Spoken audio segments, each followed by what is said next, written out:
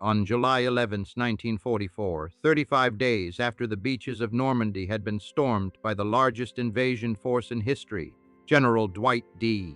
Eisenhower reached into his wallet and found a piece of paper he had forgotten. It was a small sheet, beige and cheaply made, about 4.5 inches by 7 inches, torn from a notepad, 4 sentences written in pencil, in Eisenhower's tight, precise handwriting. At the bottom, a date, July 5. But here is the first mystery. The note was not written in July, it was written in June, June 5, 1944, the night before D-Day. The Supreme Allied Commander had been so consumed by what he was about to do that he wrote the wrong month. Eisenhower called in his naval aide, Captain Harry Butcher. He showed him the note and then moved to throw it away. Butcher asked to keep it. Eisenhower was puzzled. He told the captain he had written notes like this one before every major operation of the war. He always tore them up afterward. But this note was different. This was not just another note he had prepared before an operation. This was the statement Dwight D. Eisenhower had prepared in case the invasion of Normandy failed. If more than 100,000 Allied soldiers, sailors, and airmen had been thrown back into the English Channel. If the landing had ended in disaster, and the note ended with this line, "If any blame or fault attaches to the attempt, it is mine alone." Butcher kept the note. Eventually, it was preserved at the Eisenhower Presidential Library in Abilene, Kansas, where it remains today. What strikes you first is how small it is, how ordinary the paper looks, how human the handwriting is with its crossouts and corrections, and how plain the paper feels. It is one of the most remarkable documents in American history, not because of what it announced, but because of what it reveals about the man who wrote it in the loneliest hours of his life. This is the story behind that note, and it begins with a storm. By late May 1944, southern England had become the largest military staging ground the world had ever seen. More than 2 million Allied troops were assembled across the countryside. Thousands of ships crowded the harbors. The plan, codenamed Operation Overlord, called for an amphibious assault across the English Channel into German-occupied France. It was the most complex military operation ever attempted, and the man responsible for all of it was a 53-year-old general from Abilene, Kansas. General Dwight D. Eisenhower had been appointed Supreme Commander of the Allied Expeditionary Force in December 1943. President Franklin Roosevelt made the decision personally. The Soviet leader, Joseph Stalin, had pressed hard for a named commander. At the Tehran conference, Stalin asked bluntly, "Who carries the moral and technical responsibility for this operation?" The answer was Eisenhower, and from the moment he arrived in London in January 1944, he carried that weight every day. By early June, the invasion was ready. Everything depended on a narrow window of days when the tides and the moon would align. The moon had to be full to light the way for airborne troops and glider pilots. The tide had to be low at dawn to expose the mined obstacles the Germans had planted along the beaches. In June 1944, those conditions would coincide on only 3 days, June 5th, 6th, and 7th. Eisenhower chose June 5. Then the weather turned. On June 3rd, observations from a weather station at Blacksod Point on the far western coast of Ireland showed a sharp drop in barometric pressure. A young postal assistant named Maureen Flavin took the readings and sent them to the Irish Meteorological Service. She had no idea her reports were being passed along to forecasters helping plan the invasion. A powerful storm was rolling in from the Atlantic. At Supreme Headquarters, a Scottish meteorologist named Group Captain James Stagg studied the data with alarm. Maps of Atlantic weather systems were spread across the walls of the forecasting room, covered in hand-drawn isobars and frontal lines. There were no satellites, no computer models. Forecasts depended on ship reports, ground stations, and the judgment of trained forecasters working with incomplete information. Stagg served as Eisenhower's chief weather officer. He led a team of forecasters drawn from the Royal Navy, the British Met Office, and the United States Army Air Forces. These teams often disagreed, sometimes heatedly. The British view was darker. The American view was more hopeful. Stagg sided with the darker forecast, Stagg sided with his British colleagues. Early on June 4, inside Southwick House near Portsmouth, he delivered his grim forecast to Eisenhower and the assembled commanders. The room was tense. Maps and charts covered the long table. Stagg warned of high winds, heavy seas, and low clouds that could cripple the invasion before it began. Outside, the trees were already swaying. Rain streaked the tall windows. Eisenhower listened, then asked his commanders for their views. The discussion was brief. There was no real choice. Eisenhower made the painful decision. He postponed the invasion by 24 hours. That postponement created a crisis. Some convoys had already been put to sea and had to be recalled. The longer the delay, the greater the risk that German intelligence would detect the buildup. And if the weather did not improve by June 7, the next available window would not come for nearly 2 weeks, around June 19. As it happened, a severe storm struck the Channel on June 19 and wrecked one of the Mulberry harbors. Had Eisenhower been forced to wait, the invasion might have faced even worse conditions. But on the evening of June 4, Stagg brought a sliver of hope. New reports suggested a brief ridge of high pressure was building behind the storm. It would not bring ideal conditions, but it might bring conditions that were just barely acceptable. A narrow chance, a narrow break in the weather, just enough perhaps to move for the crossing. At 9:30 that night, inside Southwick House, Stagg told the commanders the weather might be clear enough for a crossing on June 6. Eisenhower asked each of his senior officers for their opinion. General Bernard Montgomery wanted to go. Admiral Bertram Ramsay said the Navy could manage it. Air Chief Marshal Trafford Leigh-Mallory still had reservations. Then the room fell silent. Every officer looked at Eisenhower. He paused. Then he said quietly that they had to go. At 4:30 the next morning, June 5, the commanders gathered again for a final confirmation. Stagg reported that the weather break was holding. Eisenhower looked around the room one more time. Then he gave the order that launched the invasion. Accounts differ on the exact words, but the decision was clear. One version later remembered them as, "Okay, let's go." After that, there was no turning back. Within minutes, the room emptied. The commanders rushed to their stations. The machinery of the largest amphibious invasion in history was now in motion, and Eisenhower was alone. Now remember, Eisenhower had already been carrying a separate burden for days, one that had nothing to do with the weather. And to understand why his visit to the paratroopers carried such emotional weight, we need to go back to a meeting that took place a week earlier. On May 30th, just 6 days before the original invasion date, Air Chief Marshal Trafford Leigh-Mallory had come to him with a grave warning. Leigh-Mallory was the overall air commander for Overlord, a respected officer who had led fighter squadrons during the Battle of Britain. He came to Eisenhower apologetically, knowing how late it was, but he told the Supreme Commander that he had studied the American airborne plan again and again, and he believed it would fail. The plan called for more than 13,000 American paratroopers from the 82nd and 101st Airborne Divisions to drop behind German lines in Normandy in the hours before the beach landings. Their mission was critical. They were to seize the causeways leading inland from Utah Beach and block German reinforcements from counterattacking. Without them, the troops coming ashore would have no exits off the beaches. But intelligence reports had detected elements of the German 91st Air Landing Division moving into the American drop zones. The enemy was reinforcing exactly the area where the paratroopers would land. Leigh-Mallory estimated that casualties among the glider troops could reach 70%. Among the paratroopers, he predicted losses of 50% or higher. He called it a futile slaughter of 2 fine airborne divisions. Eisenhower listened carefully. He respected Leigh-Mallory. He told the air marshal he would think it over. For the next several days, Eisenhower wrestled with the decision. He consulted General Omar Bradley, who commanded the American ground forces. Bradley acknowledged the risks, but argued the airborne assault was essential. Without paratroopers securing the exits from the beaches, the men coming ashore could be trapped on the sand and destroyed. In the end, Eisenhower agreed. He sent Leigh-Mallory a written reply delivered by hand. A strong airborne attack is essential to the whole operation.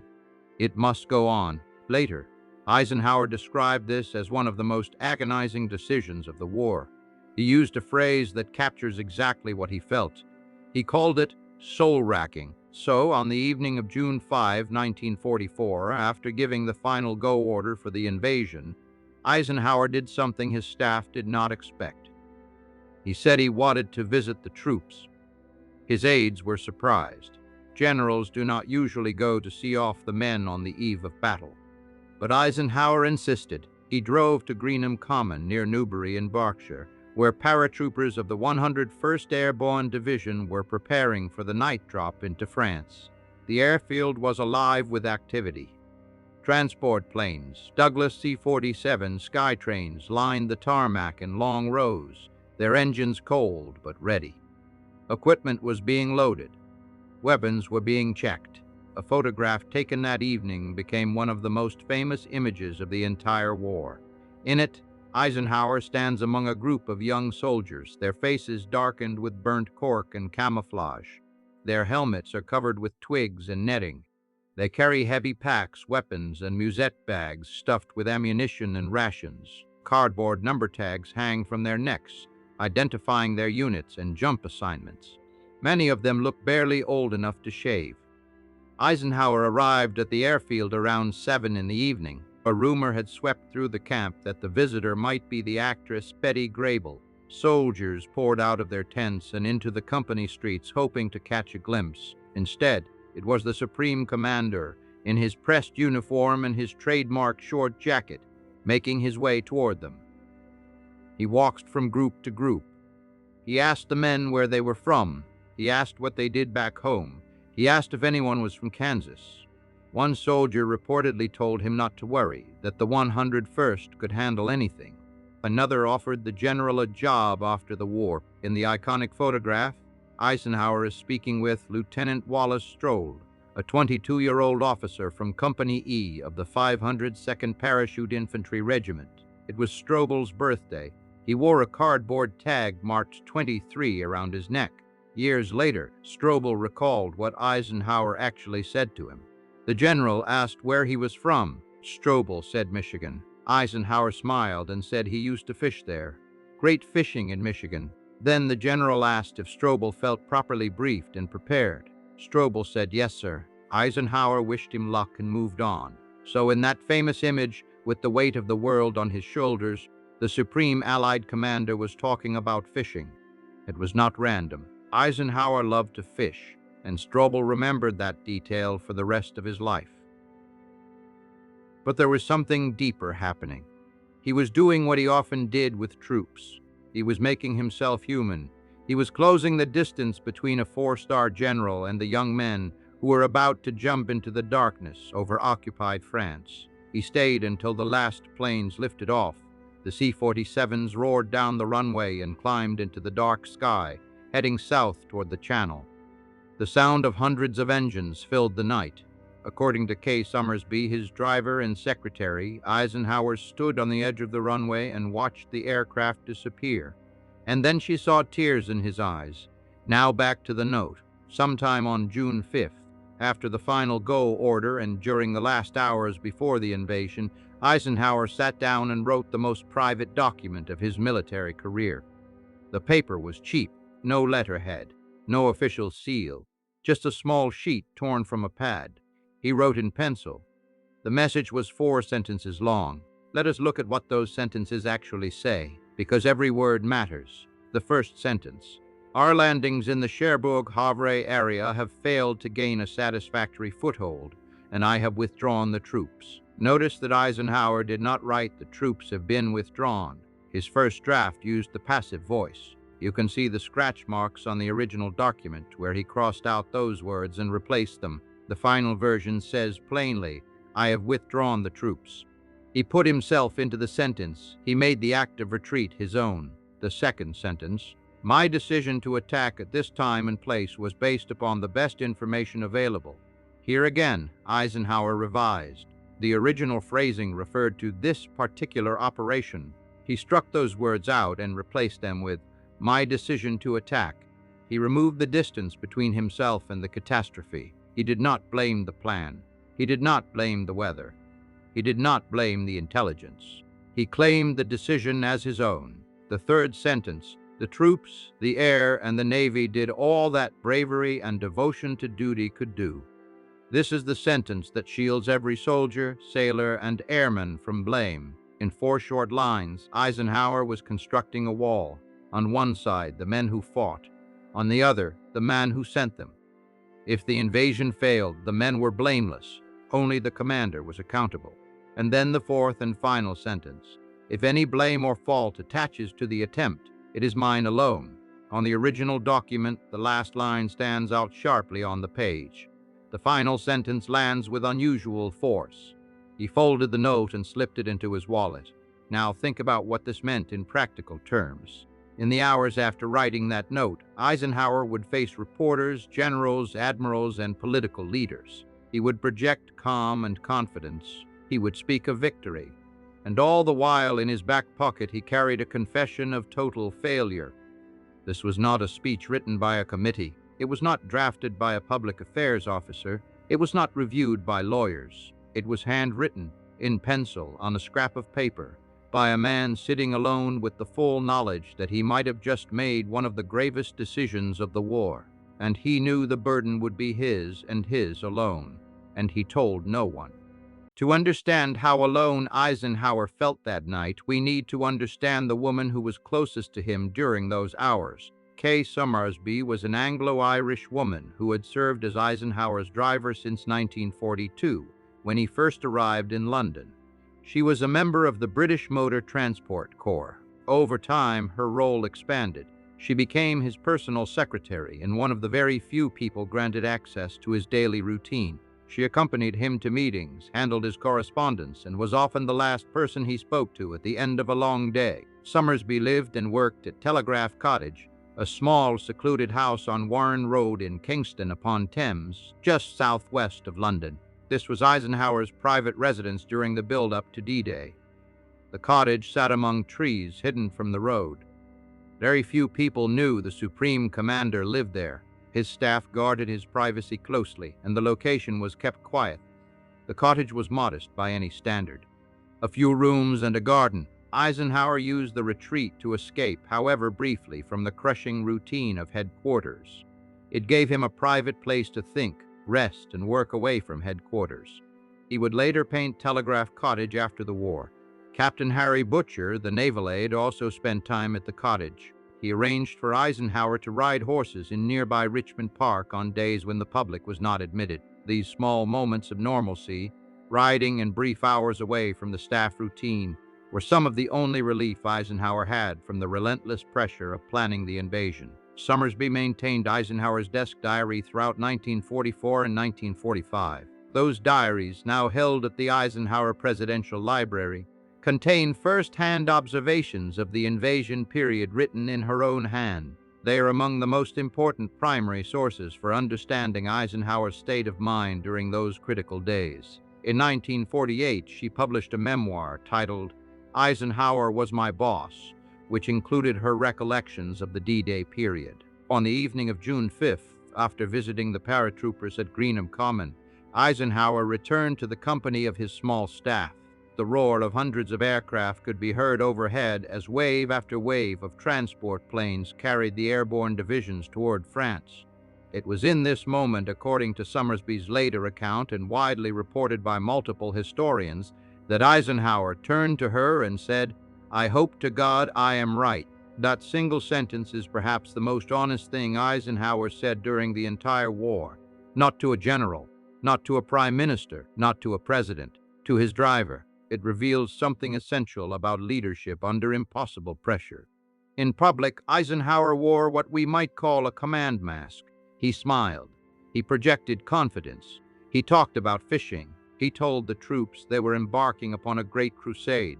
But behind the mask there was doubt. Not about his men, not about the plan, about himself, about whether the decision he had just made in the early morning darkness of Southwick House, with rain pounding the windows and his meteorologist offering only a fragile hope, had been the right one, and he could not share that doubt with anyone who held a command. Because doubt at the top spreads downward. If Eisenhower wavered, Montgomery would notice. Ramsey would notice. The word would travel through the ranks like poison, so he said it to Kay Summersby, quietly, privately, in the way a person admits fear only to someone they trust completely. She later recalled that she saw tears in his eyes as the planes carrying the paratroopers disappeared into the darkness. The same young men he had just been joking with about fishing in Michigan. Lee Mallory had warned that the airborne operation might suffer extremely heavy losses. Eisenhower had overruled him. Now he could only wait. The invasion did not fail. On the morning of June 6, 1944, Allied forces stormed 5 beaches along the Normandy coast: Utah, Omaha, Gold, Juneau, and Sword. More than 130,000 troops crossed the English Channel that day, supported by nearly 7,000 ships and more than 11,000 aircraft. The fighting was brutal, especially at Omaha Beach, where American troops of the 1st and 29th Infantry Divisions suffered devastating casualties in the first hours. German defenders on the bluffs poured machine gun fire onto the exposed sand. But by the end of the day, the beachheads held. Inland, the airborne troops, scattered and disorganized as many of them were, with paratroopers landing miles from their drop zones in flooded fields and hedgerows, had done enough to disrupt German counterattacks and secure critical road junction. The causeways were taken. The German reserves could not reach the beaches in time. On the German side, the foul weather helped reinforce the belief that no invasion would come at once. Several senior German commanders were away from their posts. Field Marshal Erwin Rommel had traveled home to Germany for his wife's birthday. Other officers were away from the front as well. By the time the German command fully grasped what was happening, valuable hours had been lost. Eisenhower's first cable to General George Marshall, the Army Chief of Staff, was cautious but positive. He reported that all preliminary reports were satisfactory. Then he added a personal note. He said he had visited the paratroopers the night before and the light of battle was in their eyes. And what about Lee Mallory's dire prediction? The actual losses were far below the worst fears. Eisenhower later wrote that the airborne casualty figure was about 8%, not the catastrophe Lee Mallory had feared. Lee Mallory later expressed regret for adding to the strain of those final days. Eisenhower had been right. The note in his wallet became irrelevant. Or so he thought. He forgot about it for more than a month. When he rediscovered it on July 11, he treated it as a leftover scrap. He was ready to throw it in the trash. Captain Butcher saw something Eisenhower did not. He recognized that this little piece of paper was a window into a kind of leadership that the world rarely sees. So he asked to keep it, and Eisenhower, still puzzled, let him. There is a detail about the note that tells us something Eisenhower himself may not have realized. When Butcher asked him to date it, Eisenhower wrote July 5th, the current month at the time. He had to be told that the note was actually from June 5th. Some historians see the misdating as a simple mistake caused by stress or haste. Either way, the error is a small human reminder of what that night cost him. Eisenhower later told Butcher that he had written similar notes before other amphibious operations during the war, including North Africa and Sicily. He said he always tore them up afterward. This was the only one that survived, only because Butcher rescued it. The note eventually made its way to the Eisenhower Presidential Library, where it is preserved today. The paper is brittle now. The pencil marks have faded slightly but remain legible. The crossouts are clearly visible. The heavy underline beneath "mine alone" still carries the force of a man bearing an impossible weight. It sits alongside the order of the day, the printed message Eisenhower distributed to all 175,000 members of the Expeditionary Force on the eve of the invasion. That message, which Eisenhower had begun drafting months earlier in February, spoke of the Great Crusade. It spoke of confidence and courage. It told the troops that the eyes of the world were upon them. It was polished, formal, and designed to be reproduced on leaflets distributed to every soldier, sailor, and airman in the invasion force. These two documents, side by side, tell the full story of Eisenhower's D-Day leadership. One was written for the public and designed to inspire. The other was written for no one on a cheap notepad in pencil and designed to absorb the blame. One was printed in the thousands. The other existed as a single fragile sheet, folded in half inside a leather wallet. Together they form a portrait of a leader who understood something that many leaders never learn. The public speech tells you what a leader wants the world to believe. The private note tells you who that leader really is. Let us return to where we started. A scrap of paper in a general's wallet, 4 sentences. A date written in the wrong month. A heavy pencil line beneath 2 words, mine alone. What makes this document so powerful, even 80 years later, is not the military history behind it. It is the character it reveals. Eisenhower did not write, as so many leaders have written before and since, that mistakes were made. He did not say that projections were not met. He did not deflect to the weather or to intelligence failures or to the disagreements among his own commanders. He did not say he would wait for an investigation. He wrote, "My decision." He wrote, "Mine alone," and he did not share that note with anyone. He did not use it for public sympathy or political advantage. He folded it up, put it in his wallet, and went back to work. What is also striking is the physical appearance of the note itself. The handwriting is small and controlled, but there are visible corrections. You can see where the pencil hesitated, where words were scratched out and written over. This was not a man writing at his leisure. This was a man writing under pressure so intense that he could not even remember what month it was. The date at the bottom, July 5, is one of the document's most striking errors. When Eisenhower was later asked about it, he said simply that it was a mistake. He had meant to write June. Some historians believe the misdating reflects exhaustion and stress. Either way, it is a small human crack in the armor of the Supreme Commander. There is one more detail worth noting. After the war, Eisenhower wrote a memoir called Crusade in Europe. In it, he gave generous credit to his subordinates, to the weather forecasters, to the planners, and above all to the ordinary soldiers who fought and died on the beaches. He barely mentioned his own role in the critical decisions. When success came, Eisenhower spread the credit as widely as he could. When failure loomed, he gathered the blame into his own hands. That is the lesson of the note. Not a lesson in military strategy, a lesson in what it means to lead. On the evening of June 5, 1944, a man from Kansas walked among the young paratroopers of the 101st Airborne Division at Greenham Common. He talked about fishing in Michigan. He smiled for the cameras. He spoke with the soldiers and tried to put them at ease.